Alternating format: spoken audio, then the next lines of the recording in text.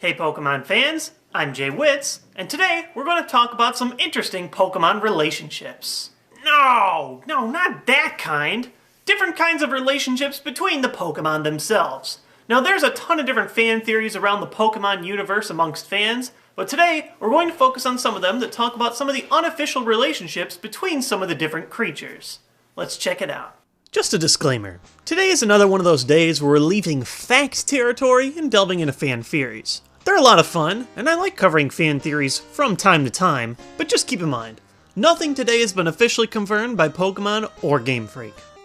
The first strange relationship is the idea that Psyduck and Golduck accidentally had their names switched. After all, why name the blue duck Golduck when it evolves from a, well, gold duck? However, a quick look at the Japanese names disproves this theory pretty quickly. While Golduck is still called Golduck in Japanese, Psyduck's Japanese name is Koduck, a combination of the words child and duck. There's very little chance that they switched the names there. So why Golduck? The only real thing we can point to is gold being associated with psychic properties a few times within the game language. The Gold Gummy is best liked by psychic Pokemon in Pokemon Mystery Dungeon, and the Psychic Gym Marsh Badge is called the Gold Badge in Japan. Not really much of a theory, but more of a visual relationship is the regular Rotom and Shuppet. Both are ghost type and have an almost identical body shape with oval bodies and a point at the top. Some people like to joke that all you have to do is throw a Reaper cloth on top of Rotom and ta-da! Instant Shuppet. Another interesting visual relationship is that between Carvanha, Sharpedo, and Garchomp. While Garchomp's evolution line is described as land sharks and Carvanha's is clearly that of a sea shark, there remains a lot of similarities between the two that might make these separate sharks distant relatives. For starters, both Carvanha and Garchomp use almost identical color schemes of dark blue, red, and yellow. All three also feature a distinct yellow star on their body. And finally, both Sharpedo and Garchomp have ripped fins on their backs. Given the striking similarities, it's possible that Game Freak is either hinting at a distant relationship between the two sharks, or it's possible that Garchomp was originally part of that line, but reworked in Generation 4. Many have noted that the orb inside of a cloister is extremely similar in design to the ghost Pokemon Ghastly. This similarity is even more uncanny when you realize that these two Pokemon are right next to each other in the Pokédex. There isn't really any other evidence to prove this theory, but it's an interesting observation. Another ghostly fan theory notes that Ken Sugimori artwork gives both Haunter and Voltorb the same eyes, suggesting that Voltorb are actually possessed Pokeballs, constantly exploding out of anger because they're trapped. While simply noting that these two Pokemon have similar eye designs isn't really convincing on its own, it's interesting to note that the Power Plant, the place where the modern Pokeball and Voltorb was created, and Lavender Town, the place where Haunter's home Pokemon Tower is, are very close together on the Kanto map. It isn't too far of a stretch to suggest that some spirits could have wandered off from Pokemon Tower and possessed a newly created Pokeball to give it life. And last of the original Ghost Trio theories is Gengar and Clefable. This theory postulates that the two characters, which have very similar designs in body, ears, fingers, and toes, are the antithesis of each other. Many suggest that Gengar, the Shadow Pokemon, is the shadow of Clefable. Interesting to note is that because Clefable is normal type and Gengar is ghost type, neither could damage each other using main types of attacks, locking the two in some kind of eternal struggle. Here's a fun theory that's sure to make you look twice. Some people argued that Butterfree and Venomoth were switched at some point during the early development of the games. First, let's look at the more convincing argument, Venonat and Butterfree. Both are purple, have large red eyes with the Compound Eyes ability, have antennae, 3-fingered hands, and rounded feet. Also, when comparing the sprites of the first few games, the Pokemon appear to be in the exact same pose, with the leg kicking up in the same games, and a more centered pose in others. While the physiology of a gnat becoming a butterfly is a little questionable, so is a gnat becoming a moth. Now let's look at Caterpie, Metapod, and Venomoth. Both Caterpie and Venomoth have Shield Dust as their ability. All three characters also share a similar style of eye with a large pupil. All three feature grooves at the bottom of their body, and all three share some sort of head ornament. Also interesting to note is that early Ken Sugimori artwork of Venomoth from Pokemon Red and Green featured yellow spots on its wings, similar to the yellow rings found on Caterpie's body. While none of this is concrete evidence that there used to be a relationship between these different evolution lines, there sure is a lot of visual evidence to make for some fun fan speculation. Many cite Jynx, Magmar, and Electabuzz as some form of trio within the early games. While I've seen a ton of rumors that suggest that these 3 Pokemon were originally going to be legendaries, I found zero such evidence to exist. All 3 Pokemon do appear in the same area as a legendary bird at some point though.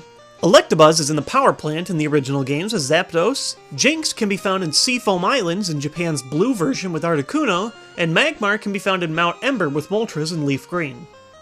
All 3 can learn a variation of an elemental punch move, and in the second generation, all 3 receive a baby Pokemon that evolves at level 30.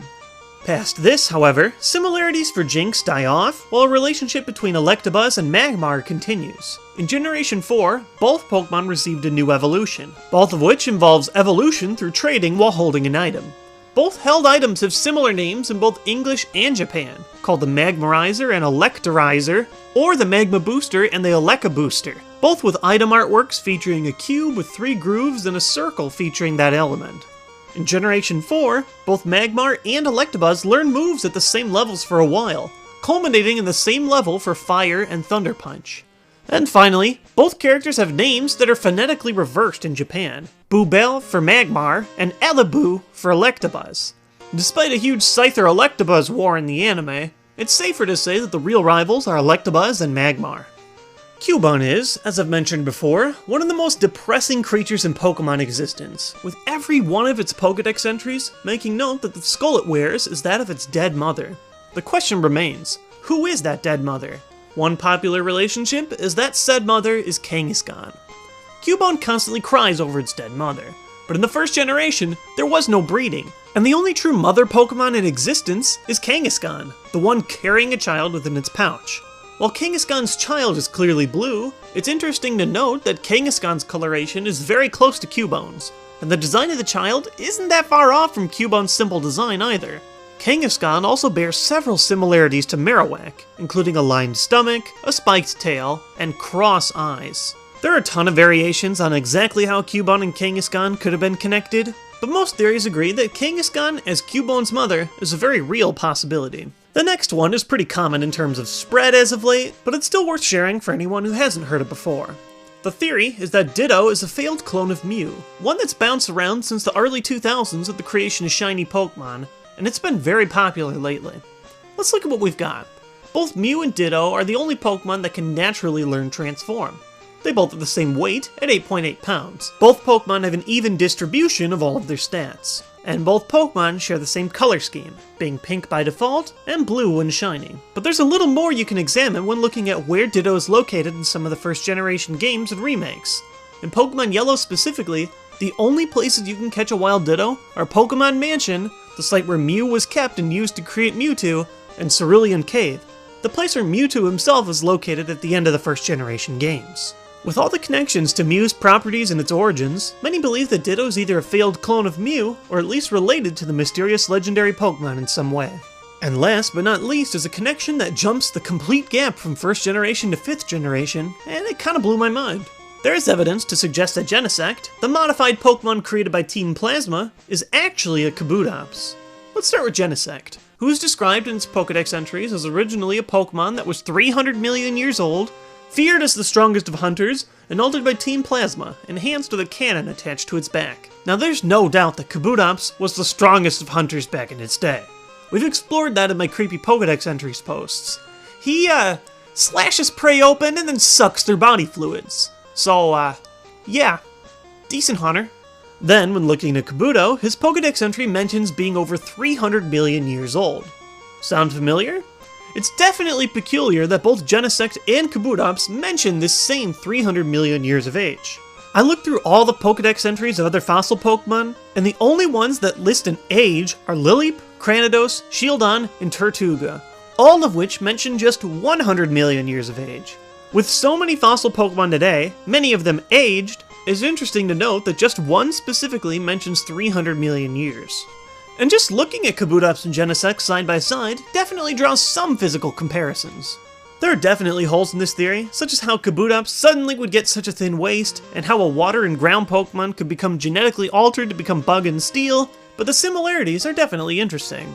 One of the coolest parts of Pokemon is the way that their long and complicated lore leads itself to all kinds of fan analysis and speculation, and I can't wait to see what new theories emerge when the 6th generation hits later this year. Thanks for watching my video. If you enjoyed it or want to learn more about the Pokemon universe, click the link below to subscribe to my channel and learn when new videos are coming out. Or you can check over to the side to learn about some of my other channels. Or you can sit around and listen to me talk. That's cool too. I mean, this is pre-recorded, so we can't have a conversation, but hope you have a nice day. Yeah, a nice day.